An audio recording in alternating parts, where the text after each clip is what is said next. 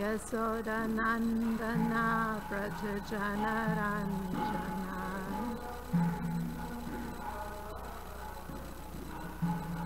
Yasodanandana Prajajanaranjana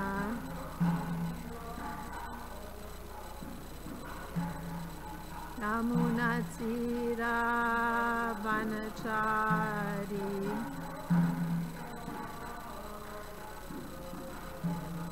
Yamunatira Vanachari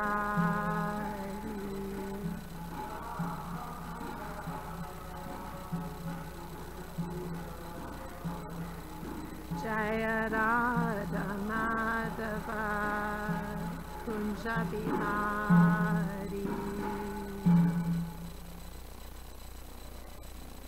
Srimad Bhagavatam ki jai. Om Namo Bhagavate Vasudevaya.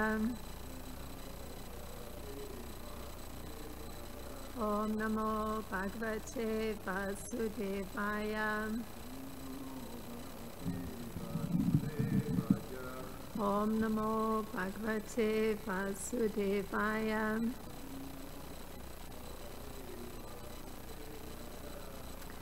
So we are reading from Canto 10, Chapter 11, Text 57, which is on the board. Aho Brahma Vidam Vacho Aho Brahma Vidam Vacho Na Satyan Shanti Kar Hachit Na Satyan Shanti Kar Tachit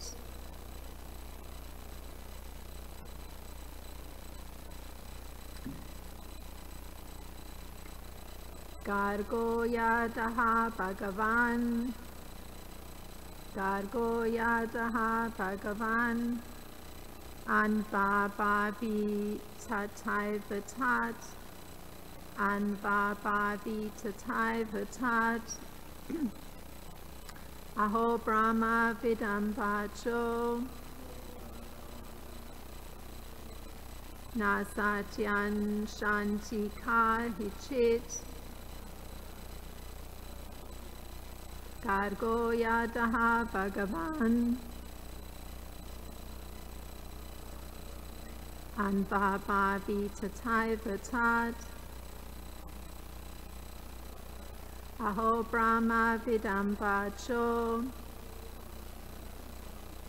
Na Satyan Shanti Kar Hichit Gargo Yataha Bhagavan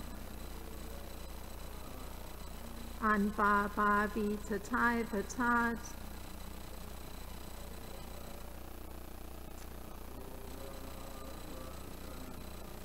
Aho Brahma Vidam Vacho Nasya Jan Shanti Kar Hichit Gargo Yataha Bhagavan Anva Bhavi Tatai Patat the word for word. Anna, how wonderful it is. Brahma Vacham, Brahma Vidam, of persons who have full knowledge of Brahman. Vacha, the words. Na, never. Asatyaha, untruth. Shanti, become. Karhachit, at any time. Garga, Gargamuni, Yat, whatever. Aha, predicted. Bhagavan, Gargamuni, the most powerful. Anvabhavi is exactly happening. Tata, ever, as, tat, that. So the translation for text 57 by Srila Prabhupada. The words of persons in full knowledge of Brahman never become untrue. It is very wonderful that whatever Gargamuni predicted, we are now actually experiencing in all detail. The purpose of human life is indicated in the Brahma Sutra, Atato Brahma Jigyasa.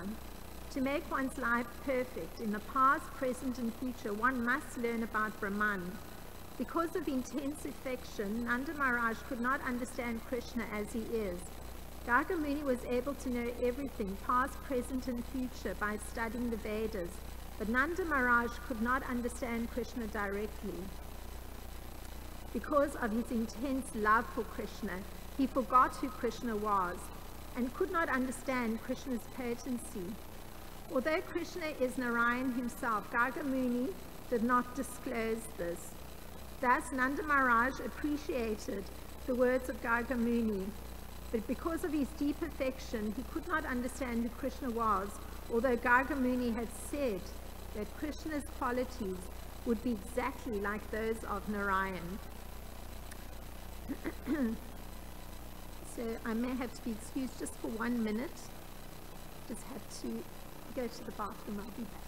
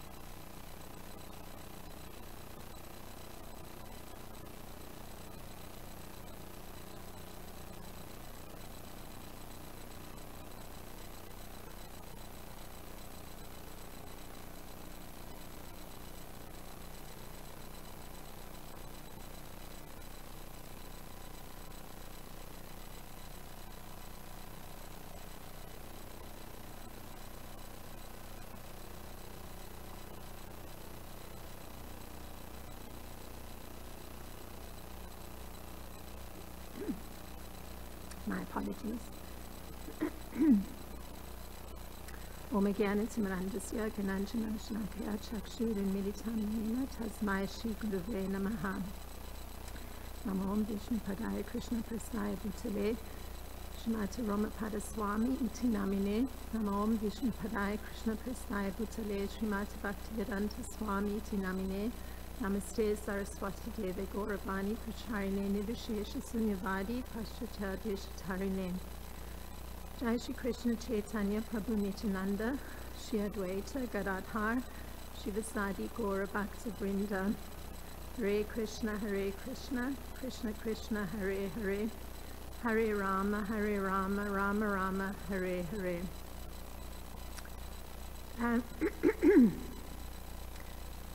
Nanda Maharaj, just prior to here where we've come up to, he had a hypothetical thought. So the hypothetical thought that he had been, these were his words, perhaps this boy Krishna formerly killed all these demons, and therefore in this life they are troubling him. And he examines this hypothesis that he has, and these again are his thoughts in his examining the hypothesis he's presenting to himself. If that were true, then they would have been able to destroy Krishna. But when they tried to kill Krishna, they got killed by him. So, clearly that's the law of karma. If one has caused distress or killed others in the previous life, then in this life one would be destroyed oneself. So, but even with that law of karma, and Nanda Maharaj is examining this hypothesis, he concludes, or he questions the hypothesis that actually that law of karma doesn't seem to be applying here if that hypothesis were true, because Krishna's not being destroyed, rather those demons are being destroyed. So and Srila Vishwanath Chakravarti Thakur, he points out the reason, and it's given by Nanda Maharaj, for why it is that Krishna is actually not getting killed. And Nanda Maharaj gives the reason. He says, Garga Muni said that Krishna's qualities would be exactly like those of Narayan. So those were the words of Nanda Maharaj. He's recalling the statement of Garga Muni. And if we go back, we can look at what were those words of Garga Muni about Krishna. So Nanda Maharaj is remembering that one particular thought, that the qualities of Krishna would be exactly like those of Narayan. So these were Garga Muni's words at the time of Krishna's birth, appearance. So he had addressed Nanda Maharaj, and this is what these were the exact statements that he made to Nanda Maharaj. He said, your son Krishna appears as an incarnation in every millennium. In the past, he assumed 3 different colors, white, red, and yellow. And now he has appeared in a blackish color. In another Dvapara Yuga, he appeared as Lord Ramachandra in the color of Shuka, a parrot. All such incarnations have now assembled in Krishna. So he's giving he's making a statement that takes into account all the past lives of Lord Krishna. So it's been told by Garga Muni to Nanda Maharaj who this entity is. So one can understand the connection that Nanda Maharaj has made, thinking about what these past lives have been in relation to the demons that are appearing and how Krishna may have interacted with them. And Gargamuni had also told Nanda Maharaj the following thing, which indicated something of Krishna in this particular incarnation. He said, to increase the transcendental bliss of the cowherd men of Gokul, this child will always act auspiciously for you, and by his grace only you will surpass all difficulties. So some insight into the nature of Krishna's activities in this particular lifetime, appearing as the child of this cowherd man, Nanda Maharaj, that all his activities will be auspicious. So of course, by implication, one understands that the killing of the demons is extremely auspicious, and it's auspicious for everyone, including that demon. So this is the implication. So moving on, Gargamuni also revealed a third aspect of Krishna to Nanda Maharaj. This child of yours is as good as Narayan. In his transcendental qualities and opulences, fame and influence, he is exactly like Narayan.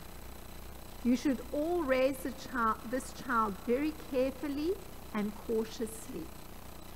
So,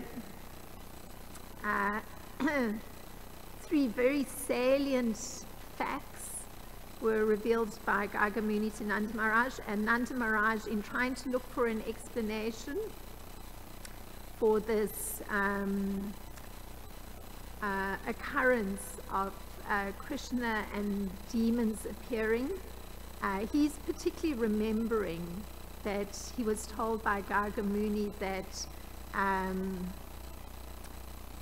Krishna's qualities and his opulence and his influence was as good as that of Narayan. So,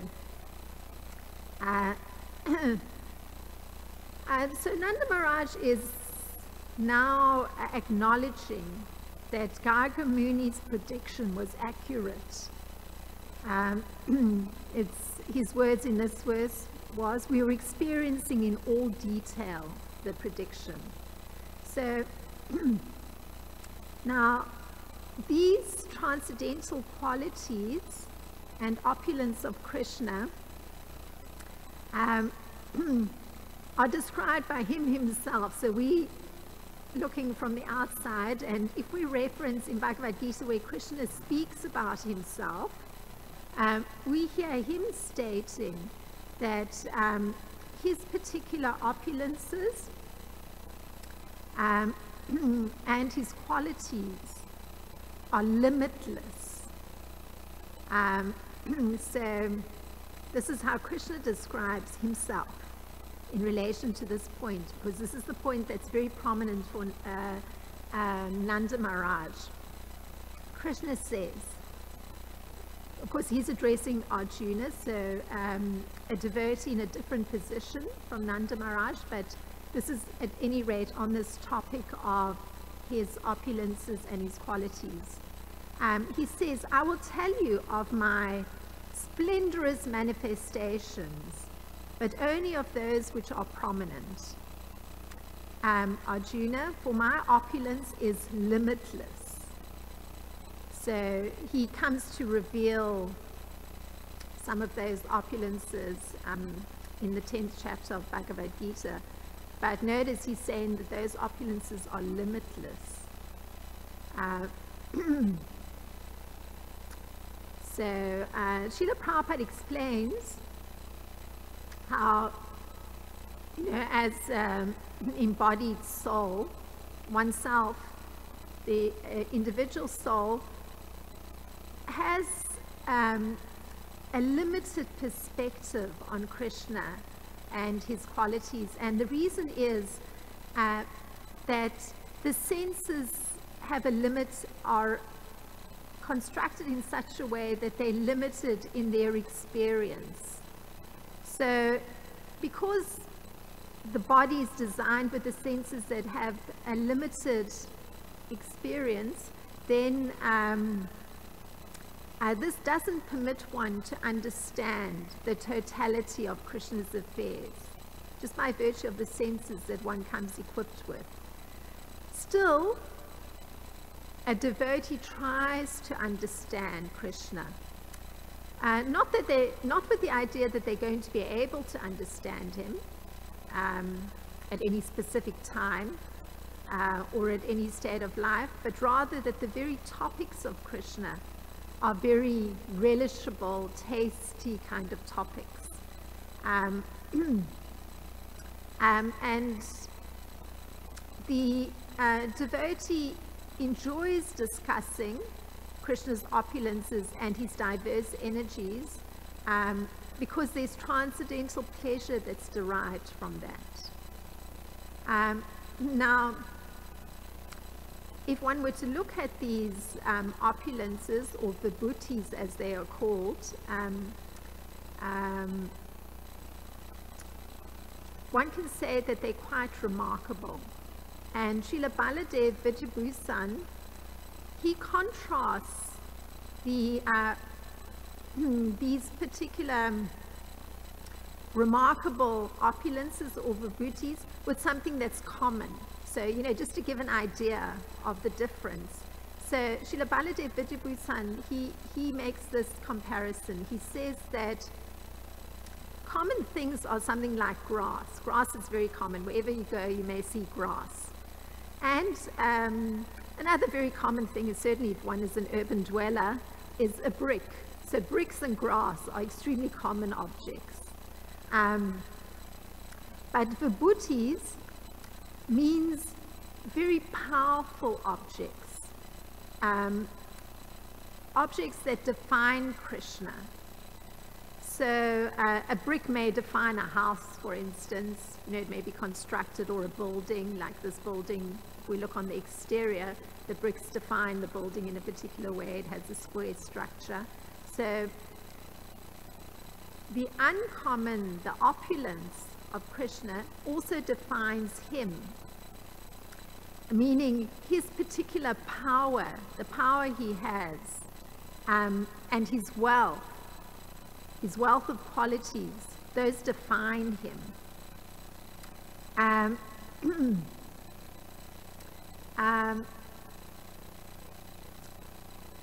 So they can be known to be the Lord's very self. So his particular uncommon opulences, they define who Krishna is, and they can be considered to be his self to some degree. So these vibhutis are different from, let's say, even though they're defining him, one can consider the different forms that he's appeared in, and that was touched on. The forms of Krishna, like what Garga Muni had said to Nanda Maharaj, his appearance at different previous yugas and times, they're very useful for meditation. But these are different from the representations of his power. So,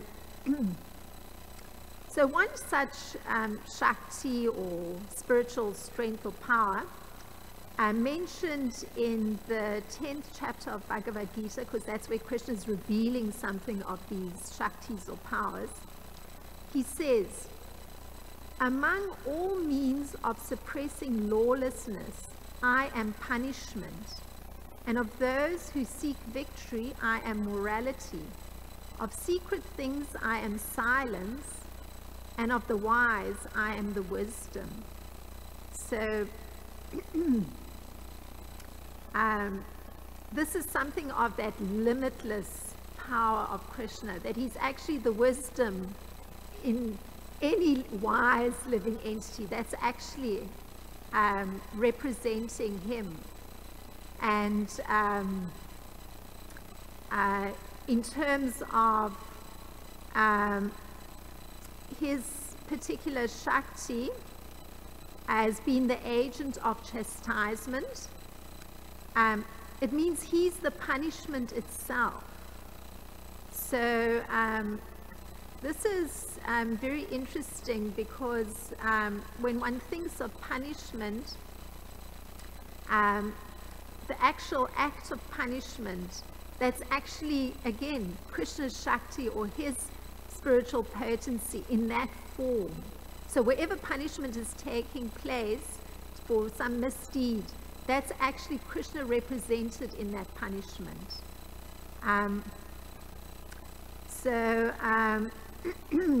And we see, we can see that punishment being manifest, or Krishna manifesting himself. So sometimes one may read of some, and it's very common in the present time, this person has performed a criminal act, or that person has performed a criminal act. So these days, or there was a period of time, just a short while back, where many persons in white-collar jobs, where they were dealing with many finances that affected naturally the lives of many people, like investors, or persons running huge corporations, and so dealing with a lot of finance. Suddenly there was a whole wave where many of these persons were found to be functioning in a very fraudulent manner. So then when one reads that this was exposed and those persons are on trial, so that punishment that's meted out to them, one can understand that's actually Krishna, that's his power, that punishment took place for those fraudulent actions. So again, his limitless power. So such punishment is Krishna's vibhuti. It means that it's actually an opulence, that punishment, because what it's doing is putting persons back on a moral path, or a proper path. So in terms of the demons, where this is this very intimate area that we're dealing with, where Krishna's actually personally demonstrating this punishment. By his hand, the punishment is taking place. We have Srila Sanatana Goswami describe, say, one of these punishments. I mean, there have been various demons up to now already that had the punishment delivered by Krishna personally.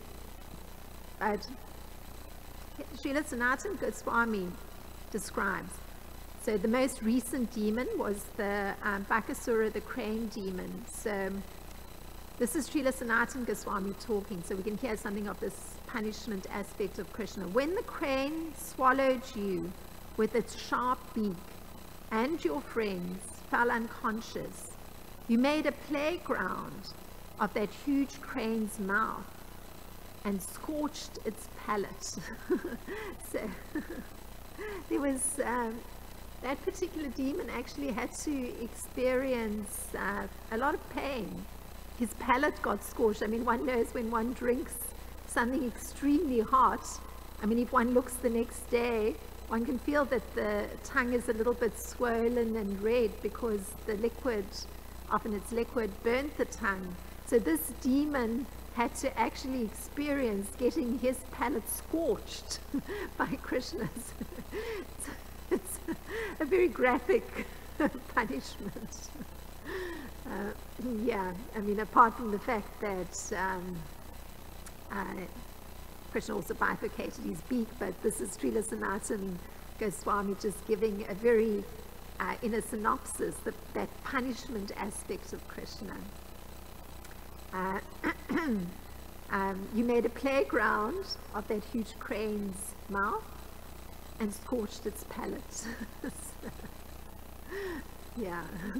So what the Bakasura demon had tried to use to destroy Krishna and the cowherd boys, Krishna turned those very objects of that body into a playground, and there was pain that that creature had to experience on its palate. So now that correct path, you know, from Krishna's describing himself as suppressing lawlessness, of all means of suppressing lawlessness and punishment, and of those who seek victory and morality.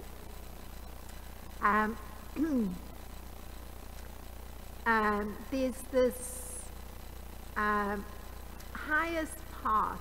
So morality is there, but it's transcendental morality. So that correct path that's given here, this Atato Brahma Jigyasa that Srila Prabhupada mentions in the purport to this verse, to make one's life perfect. One has to learn about Brahman. So one may think on basic moral plane, one needs to make the distinction between, you know, what's good and what's bad. But actually for transcendental morality, one needs to make one's life perfect by learning about Brahman. So there's an ingredient there that even transcends regular mundane morality. So this Brahman that one needs to learn about to be really on the correct path, there's a definition that's given. Again, Lord Krishna himself gives the definition of what Brahman is, that essential thing that one needs to learn to be on the correct path. I shall now explain now this sounds very complex, but this is him defining Brahman. It's from Bhagavad Gita 13:13. I shall now explain the knowable, knowing which you will taste the eternal Brahman, the spirit, beginningless and subordinate to me, lies beyond the cause and effect of this material world. So note, it's beyond cause and effect. So going a little bit further, by knowledge of the know, both the soul and the super soul, one can relish the nectar of life. So that's actually Brahman, coming to have knowledge of knowing about the soul and the super soul. So that's spiritual knowledge. And in this way, one can actually experience the nectarian aspect of life. That's a word that's used in the Vedas. So Nanda Maharaj is referring to Garga Muni as being one who is a knower of the absolute truth, because he refers to him in full knowledge of Brahman. That's how he refers to Garga Muni. So knowing the self means that one has realized, so it's understanding the soul and the super soul and one's relationship with the super soul.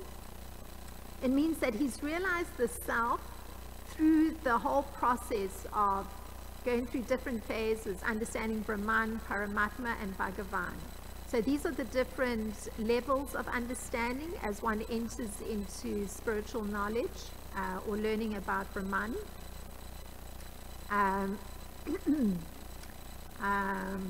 Which Krishna calls the knowable. So it is knowable, meaning one can realize, fully realize the existence of the soul and the super soul, and finally of him as a person. So Bhagavan, and this is something looked at here because it's in reference to Garga Muni. Bhagavan is the last word, that's how the description is, in the realization of the absolute truth. So Garga Muni is understood to have be fully realizing the absolute truth, and indeed so adept an astrologer he was that he had complete insight into all the past incarnations of Lord Krishna, and he understood Lord Krishna's position. And Srila Prabhupada says that this kind of realization is only possible through having some humility, knowing that one's subordinate to the Supreme Lord. So one can understand how this transcendental position, this correct path of being on a spiritual plane, is only possible when one has this attitude of being subordinate to the Supreme Lord. So looking again at Brahman, it also refers to the jiva or soul, and the soul is actually has 8 great qualities. So that soul, Brahman or Atma, or the jiva, the Atma, these are the 8 great qualities, is without sin, without aging, without death, without lamentation, without hunger, without thirst, and whose every desire is truth, and whose every desire is fulfilled. So, I mean, extraordinary. I mean, this is actually that realization that is the path that one needs to follow to actually even come to understand these extraordinary qualities that are present there already in the soul.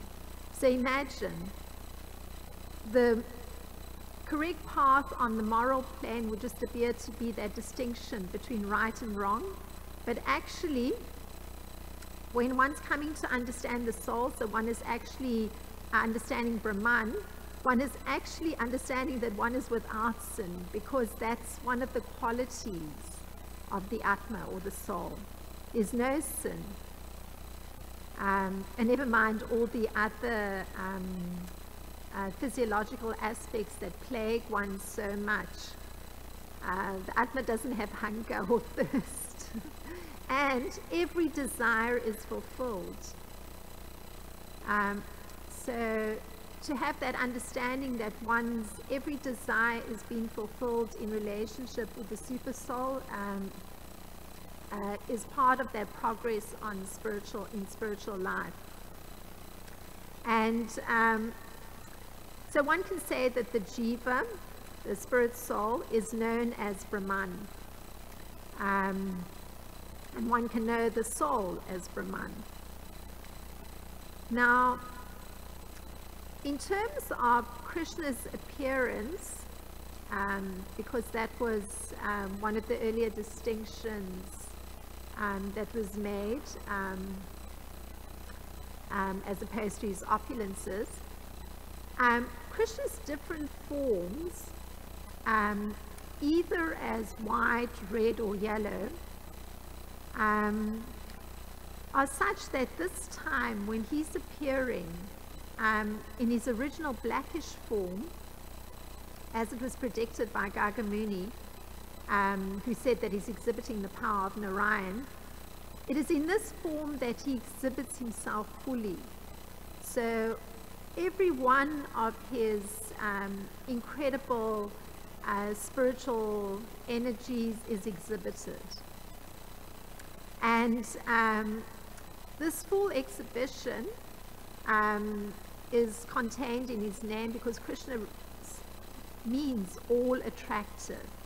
So that great attraction is there because of the presence in himself of these extraordinary qualities and these extraordinary spiritual powers. And since Krishna is the source of all the avatars, the features of all the avatars are present in him. And other incarnations, they partially represent Krishna. And even avatars, they're said to incessantly be appearing, like the incessant flowing of water. And Krishna is the full representation of all the avatars, because he's the source of the avatars, so be that even Narada Muni, etc. So, and And this is something that's given in the early part of the Srimad Bhagavatam. The exact verse is 137. Avatara hi anakyeya hare sattva rudhe dvipa yata divat sinakulya sarashaha su sarashaha. So, O Brahmana, the incarnations of the Lord are innumerable, like rivulets flowing from inexhaustible sources of water. Now, Krishna's eternal form is that of a 15-year-old youth. However, his childhood and his youth pastimes also eternally remain within his body. So according to his will, Krishna manifests one particular pastime and then another one and another one. So Krishna displays these different pastime periods to fulfill the desires of the devotee. So that's the interesting thing. In order to nourish his childhood pastimes, his Balya Leela, Krishna conceals the form of his eternal youth. So it's already contained there, the pastimes. It just requires a little bit of time to manifest and according to the desires of the devotees that he's interacting with. So this is the explanations of Krishna's pastime in his 6 opulences. Although Krishna showed his opulences when he killed Putana or Trinavarta and the other demons, he quickly hid these powers in order to preserve the sweet mallow of vatsalya or parental love. And in fact, he even will say to Mother Yasoda, "Oh, what you're hearing from the boys, it's all lies." So he's hiding it because he wants to, he's manifesting the pastimes according to the desires of his devotees, but to preserve the parental mood of Nanda and Yasoda and other gopis and gopas, he's actually hiding or concealing the powers he has. And so they don't get to see something of his majestic powers, his Aishvarya, his ability to control everything. They don't get to see that. That remains in the background for them. Because he wants to experience or relish that sweet flavor of his Vrindavan pastimes with his intimate loving servants on that parental level. So actually he's performing these pastimes to favor his devotees because they're fixed in this mood of Vatsalya or Sakhya or Madhurya. So they have that mood of parental or friendship, and Krishna keeps it that way. And he allows himself to come fully under their control. So you can see why the statement here that by Srila Prabhupada, that actually even though Garga Muni has factually revealed both Krishna's particular incarnations, he's revealed something of the extraordinary qualities of Krishna. Because of being fixed in parental love, this remains still hidden.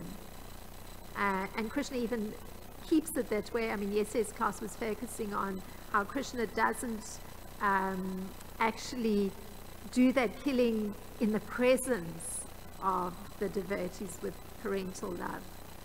So this was some thoughts on this verse. If there's anything to add to the discussion.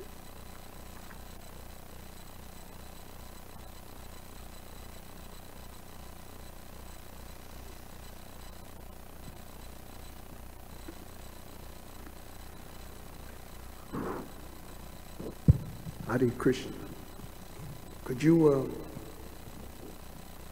explain in a little more detail about devotees, all devotees desires are fulfilled. Could you explain that in a little further detail? So when one goes on the path of realizing the self being the soul,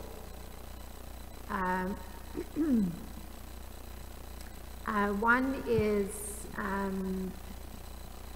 then exploring that Brahman or spiritual nature. So immediately when one takes to that path, nourishing the connection with Krishna through the chanting of his holy name and serving him, then the soul's desires in relation to Krishna also awaken. So one actually starts to want to serve Krishna in a particular way. And their feelings that are on the spiritual plane, because it's in relation to Krishna, and it's those desires that Krishna fulfills. So these aren't mundane desires, because it's desires on the spiritual plane. And there's such an intimate connection between the individual soul, the spiritual being, and the super soul that's residing within the heart alongside the individual soul. So that super soul is fully cognizant of the spiritual desires of the individual soul. And that full cognizance of the desires of the individual soul allows the super soul to, because Krishna's powers are limitless, he makes the external arrangements too to fulfill those desires. That is, it's very difficult to comprehend, but he's fully managing everything. So the individual desire of the individual soul or Atma or Jiva is comprehended fully by the super soul, and then because Krishna has control of all individuals and all individual desires on the spiritual plane, he then orchestrates things by making even the external arrangements to fulfill those desires. It's his inconceivable power. I don't know how else to put it, but his inconceivable power. Yeah, and being cognizant of all desires of all individual souls and somehow orchestrating everything, just like he does these orchestrations with his devotees in Vrindavan. You know, it's all the cowherd boys are satisfied, all the devotees who have the parental mood, they're all satisfied with his actions. He knows how to actually respond to their desires. So with the cowherd boys, he'll actually go out tending calves with them, will spend time playing, so they actually are sporting together. Then he'll actually go through the process of completely wiping out some gargantuan demon or exposing some gargantuan demon, and their desire to see something of the heroism of Krishna is fulfilled, and they cheer, you hear. So he's orchestrating that, but he's keeping that separate from the devotees with the parental mood, where with them he will go through all the charming aspects of being a little bit helpless or needing assistance in some way. So he fulfills those desires. So, you know, one reads how, you know, Mother Yasoda prepares certain packages of lunch for him, you know, of the right temperature, etc., so that he can go and perform his calf tending having his lunch ready. So, and he will indeed relish that luncheon that's prepared and feel the love for the motherly mood that allowed her to manifest her affection in that way. So it's all very harmonious. Yeah. It's very clear for, I hope so. It's a little, thank you. Hare Krishna, Master Ji. Thank you for your class. My comment and questions related to of you answering Rakta Prabhu's question, how the Supreme Lord orchestrates many different things in our lives, and that you also mentioned that everything and everyone's subordinate. You mentioned that word, subordinate to the Supreme Lord. And one of the most important things for my own peace of mind, I think everyone will agree, is that even since this verse mentions astrology, Garga Muni, the astrologer of Krishna, one thing that's important is that astrology is also subordinate to the Supreme Lord, because we hear in the scriptures many times that there's definitely distinctions. Based on your point too, there's distinctions between astrology and theology. Astrology refers to the arrangement of the planets. Theology refers to he who arranges the planets. Maya Datshena Prakriti Suache Sachanam Achanam. And the reason this is important, because I remember a lot of times devotees will want to hear the astrological chart. Well, one reason why I never want to hear my astrological chart is I would become depressed if I heard negative stuff. I'm like, I know I'm bound to hear negative stuff, so I don't want to hear it. And also, we could see some obstacles of hearing your astrological chart is that you also become proud when you have a good astrology.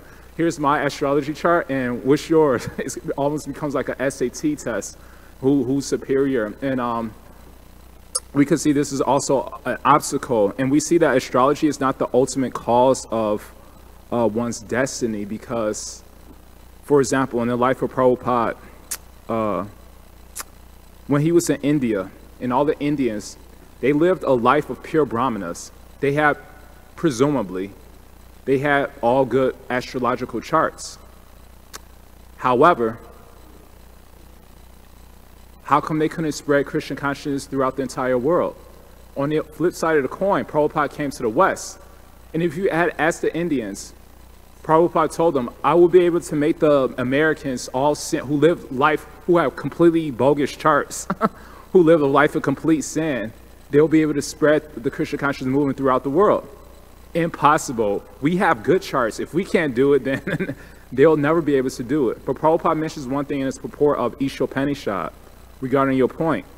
Ishopanishad, verse 19, in the purport, he says, by Krishna's arrangement, he can make a pure brahmana as low as a dog eater, and he can make someone as low as a dog eater as a pure brahmana. So we see in this verse, it says, the words of persons in full knowledge of Brahman never become true. But from one point of view, we see that if we have a good astrological chart, that doesn't mean it's going to manifest if Krishna does an arrangement. So one of the most important verses, it basically is one of the most important verses I try to keep in mind for my own spiritual enthusiasm is the verse from Anchalila, chapter 7, verse 11. It says, Kali Kaleta Dharma, Krishna Nama Sankirtan, Krishna Shakti Vina, Nahe Tara Pravartana. It says that even if you're a pure Brahmana, but if you're not given Krishna Shakti, then you'll remain unsuccessful. On the other hand, even if you're a dog eater, but if you are given Krishna Shakti, then you remain completely successful. And from this lesson, I learned that we should be less concerned about our astrological chart and more concerned about our theological chart. So my question is that Prabhupada, when he came to the West, he inspired this understanding within his American disciples, because without the understanding that it doesn't matter where you come from, all that matters is where you're going, then you will always remain unenthusiastic to really wholeheartedly engage in Krishna consciousness. We believe our destiny is going to be something very negative. So one quote says, surround yourself with the dreamers and the doers, the believers and the thinkers, But most of all, surround yourself with those who see the greatness within you, even when you don't see it within yourself. Sadhu Sangha, Sarva Shastra Koi, Lava Matra Sadhu Sangi, Sarva Siddhi Hoy. So Prabhupada instilled this true understanding of Krishna consciousness within his American disciples. And so my question is, sometimes when how is a devotee supposed to associate? Because sometimes we become very discouraged in our association with devotees when you get the vibe that maybe sometimes from two perspectives, we may become superior, we may feel superior to others, so we give the vibe that you're not destined for greatness. Or if we're in an inferior position from our background, we may feel that I'm not destined for greatness, regardless of what other people say. So how important is it to associate with Vaishnavas who give us that inspiration? At the same time, we can't really progress if people are always complimenting us, because we will never develop good qualities like humility, because humility is only tested when somebody doesn't treat you properly. So how can one develop this healthy balance between devotees who encourage us and devotees who discourage us?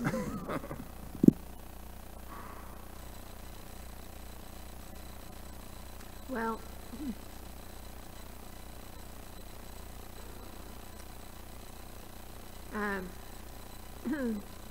if one's outlook is that, all individuals are spirit souls, and particularly because you're focusing on the importance of sadhisanga or association with those souls that have taken to a spiritual path, they're trying to understand the soul. They are trying to go beyond the cause and effect of material nature. Then one has naturally, because one's also going through on that path oneself, one naturally has a kind of respect for those individuals, because one understands that one runs up against all those impurities in the heart, those demons in the heart, and those individuals must also be running up against those impurities in the heart. So just having that understanding that other individuals may also have to go through struggles to deal with their internal demons can allow one to have respect for other individuals that are on the spiritual path. So if one reminds oneself of that, then when persons are dealing with one, those same devotees that are on the spiritual path, and some may praise one, some may in fact challenge one's ego, one remembers that this person is on the path of trying to understand Krishna, or is relishing topics of Krishna. This person is actually trying to understand the soul, come to the point of understanding super soul, and how could I feel anything but respect for this person? So if one is looking at a person with respect, then whatever comes out of their mouth, one will not allow one's own learned mind pattern to interpret in a particular way or perceive in a particular way, because after all, anything that comes from somebody else, we're filtering through our own mind. And so that filtration that's happening will allow us to say, oh, this is praise for me, or this is denigration of me.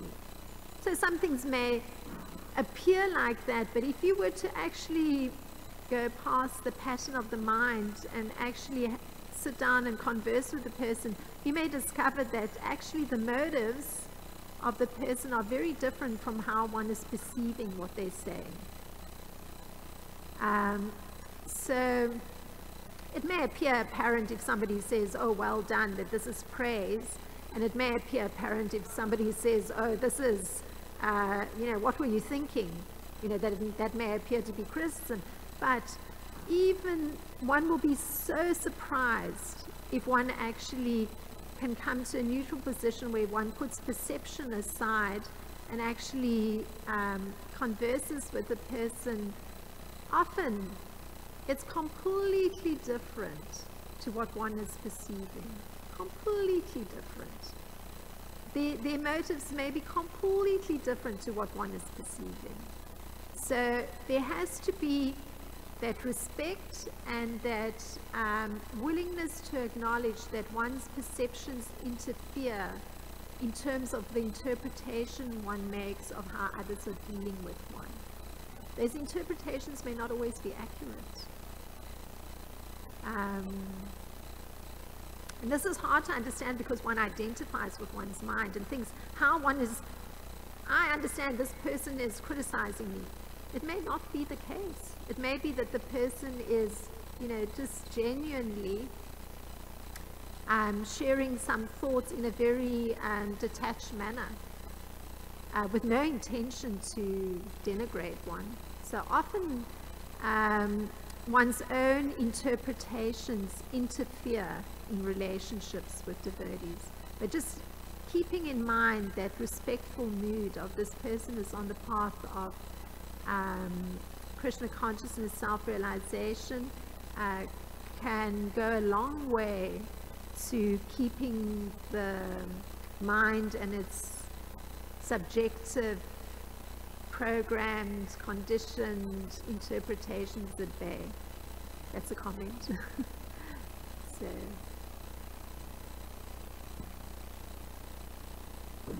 Thank you for your answer, and I appreciate your point of a very important point in our just dealings with other in general, not just with devotees, that in the material world, we see that a man or a woman, vice versa, it could work both ways. A man will compliment a beautiful woman, a rich person, or somebody who could benefit them, and it may not be genuine. I could get something, like you said, we don't know people's motive. Oh, just like Lord Shiva was, he could have been proud. Vritrasura in Canto 10, chapter 88, Vritrasura almost killed himself in worship of Lord Shiva. But he actually wanted to worship Lord Shiva with the motive to kill Shiva. So Shiva could have been proud. Vritrasura, he has so much Shiva bhakti. But actually Vritrasura had Vritrasura bhakti. He didn't have any bhakti for himself. And vice versa, sometimes when people are giving us some advice, it may seem like, oh, they must be envious or jealous or, vengeful. I must have did something and they're trying to get me back. But actually they could have our genuine well-being and concern, which I appreciate at that point. However, generally speaking, we don't really know. Since we're not Christian, we can't see in the heart. So in the end, we can't see what people's motive are. And one thing for my own peace of mind and happiness, and many pastimes in the scripture, it basically really doesn't matter whether people are associating us with constructive criticism or destructive criticism. Both of them give us an opportunity to test our humility. So it actually really makes no difference in the end, because in the end, I never seen anybody look peaceful or happy retaliating against constructive criticizers or destructive criticizers. So in the end, it's a great opportunity to test your humility. And if you really are humble, Krishna will give you, oh, maybe this person has my well-being. Even if he doesn't, he actually has my well-being because he's testing my humility. So in the end, everyone has my well-being and concern. Yes, that's an excellent perspective. And then you won't risk the mistake of committing aparadhas, because sometimes there's many pastimes in the scriptures where Krishna will inspire someone, like Bhrigu Muni in Chaitanya Bhagavatam. In the third part, Ansha Kand, or Ansha Lila, chapter 9, it says that Bhrigu Muni disrespected his superiors, Brahma, Vishnu, and Shiva, but the Lord inspired him to disrespect his superiors. And it says that anyone who criticized Bhrigu Muni, thinking him to be disrespectful, not knowing that the Lord inspired him to be disrespectful, that person will be destroyed because he's committing aparadhas against a great personality like Bhrigu Muni. So we never know what the Lord is inspired, so it's always the safe zone There's a quote, it's better to be safe than sorry. And, you know, the safe part is always offer respect to others, because you never know what the Lord is inspiring. And so I really appreciated that point. And one last comment I forgot to mention is that in Krishna book, chapter 1, the advent of Lord Krishna, I'm pretty sure it's chapter 1, it makes sense. It's either chapter 1 or chapter 2, but it's chapter 1, it says that when Krishna was born, the planets were in a completely inauspicious position from an astrological point of view.